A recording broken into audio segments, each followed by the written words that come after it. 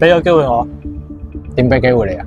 羅素街嘅魅力就係在於佢永遠都有新嘅機遇，地鋪嘅租金長期高企，令到唔少品牌選擇咗喺樓上鋪營業，形成咗一個樓上嘅商業生態圈。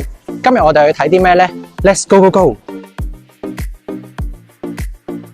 銅鑼灣時代廣場對面英皇鐘錶珠寶中心，4718尺，連埋個美容院裝修，真係罕有啊！咁嘅盤都俾我揾到，呢鑊仲唔發達？啊 ，Marcus 果然係行家嚇，一講出呢度嘅重點出嚟。梗係啦，羅素街向來都係銅鑼灣嘅風向標嚟嘅，由以前嘅百貨匯聚到而家嘅奢侈品、高端服務、潮流體驗，已經形成三足鼎立嘅局面。銅鑼灣嘅樓上鋪早已經唔係地鋪嘅附屬品，而係呢個性價比之王。Marcus 啊，你估呢度幾錢租啊？喲，銅鑼灣地鋪嘅租金最新已經租到240幾蚊尺啦。Marcus，我話俾你聽，呢度啊1/7價錢都唔使1/7咁抵？哇！我又要 call 下開單啦。啊！呢度一個美容院嘅裝修，間隔都用得幾好喎。空間的而且確係一個好嘢啦。銅鑼灣係全香港最多人嘅地方，做生意係一定需要空間。你睇呢度有房，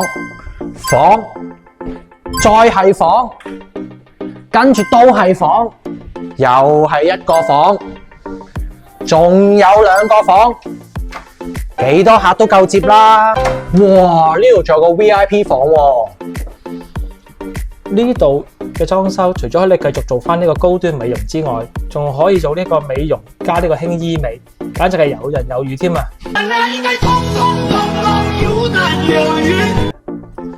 呢度仲有浴室可以沖涼添啊！哇，沖涼房？不過呢個位咧就係女士專屬嘅。哇，唔理啦，沖咗先啦。哇，仲有沐浴露添，今次唔使揾啦。Freeman 啊，其實羅素街嘅消費模式除咗旅客之外，都仲有好多本地嘅中高端消費群㗎。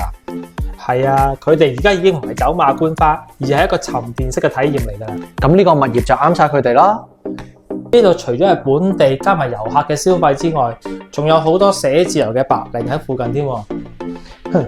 其實銅鑼灣已經形成咗一個多元共生嘅商業生態圈啊！喂，陳小姐，有個盤好啱你啊，自帶美容院裝修，慳翻好多成本㗎，快啲出嚟睇啦！我都有客喎，唔好偷你又 call 下喎。俾個機會我。點俾機會你啊？我以前俾李家國冇咁多盤揀，我而家想做一個幫到手嘅經紀。好啊，同我客講，睇下佢讓唔讓個盤俾你。咁即係我簽唔到單啫。對唔住，我都係李家國經紀。Marcus，我唔同你兜圈啦。呢個核心區嘅潛力股好多人爭嘅，租咗呢度，簡直長賺長有啦。如果大家想揾一啲咁優質嘅靚盤，記得聯絡我哋李家國真盤員。呢啲各位觀眾朋友大家都知道㗎啦。另外記得 CLS 我哋李家國工商鋪，如果想重溫翻我之前嘅沖涼片，就睇翻連結啦。